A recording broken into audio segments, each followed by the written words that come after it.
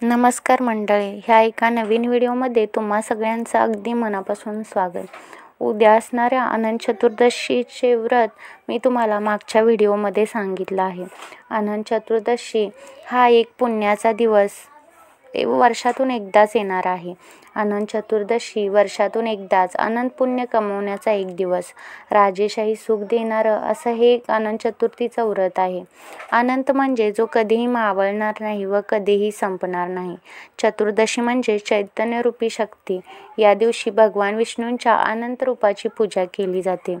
पूजेनंतर अनंत धागा बांधण्याची प्रथा आहे.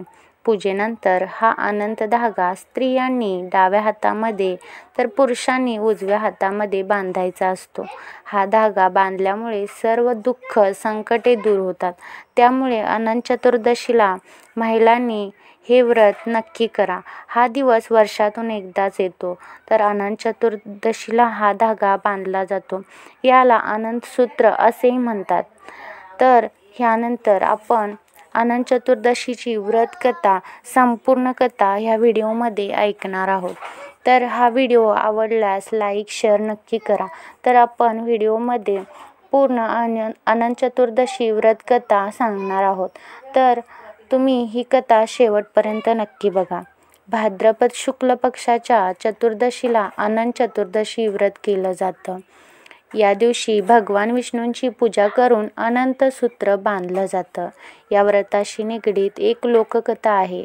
पौराणिक ग्रंथानुसार प्राचीन काळी सुमंत नावाचे ऋषी होते. त्यांच्या पत्नीचे नाव दीक्षा होते. काही काळानंतर दीक्षाने एका सुंदर मुलीला जन्म दिला. तिचे नाव सुशीला होते. परंतु काही काळानंतर सुशीलावरून तिच्या आईची सावली नाहीशी झाली. आता ऋषींना मुलीच्या संगोपनाची चिंता वाटू लागली. म्हणून त्यांनी पुन्हा लग्न करण्याचा निर्णय घेतला. त्यांची दुसरी पत्नी आणि सुशीलाच्या सावत्र आईचे नाव कर्कशा होते. तिच्या नावाप्रमाणेच ती स्वभावाने कठोर होती. इकडे सुशीला मोठी होऊ लागली आणि तो दिवस आला जेव्हा ऋषी सुमंतला तिच्या लग्नाची काळजी वाटू लागली. खूप प्रयत्नानंतर सुशीलाचा कौंडिन्य ऋषीसोबत विवाह संपन्न झाला. पण इथेही सुशीलाला गरिबीचा सामना करावा लागला.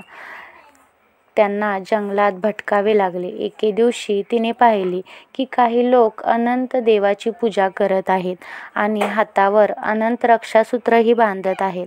भगवान अनंताच्या व्रताचे महत्त्व जाणून सुशीलाने त्यांना उपासनेची पद्धत विचारली आणि तिचे पालन करून तिने अनंत रक्षासूत्रही मनगटावर बांधले. काही वेळातच तिचे दिवस उलटे जाऊ लागले.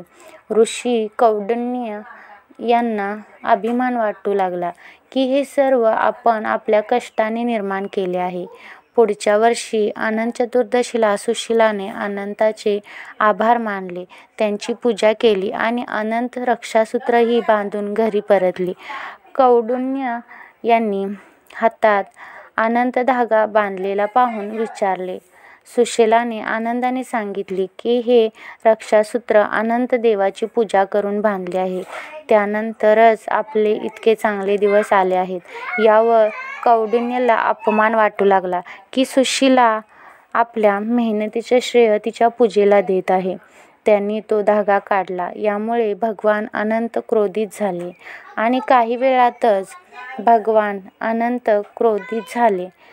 काही वेळातच कौंडिन्य सिंहासनावरून जमिनीवर पडले. मग एका विद्वान ऋषींनी त्यांना त्याच्या कृतीची जाणीव करून दिली आणि कौंडिन्य त्यांच्या कृत्याबद्दल पश्चाताप करण्यास सांगितले. त्यांनी सलग 14 वर्ष अनंत चतुर्दशीचे व्रत केले. त्यानंतर भगवान श्री हरी प्रसन्न झाले आणि कौंडिन्य आणि सुशीला पुन्हा सुखात राहू लागले. अशी या अनंत चतुर्दशीची ही कथा आहे. ही कथा नक्की ऐका. घरातल्यांना सगळ्यांना हा अनंत धागा बांधायचा असतो. त्याचप्रमाणे महिलांनी ह्या अनंत चतुर्दशीची ही व्रतकथा नक्की ऐका. हा व्हिडिओ आवडल्यास लाईक शेअर सबस्क्राईब नक्की करा आणि हो, शेअर करायला विसरू नका. भेटूया अशाच एका नवीन आणि छानशा व्हिडिओमध्ये. तोपर्यंत सगळ्यांना धन्यवाद.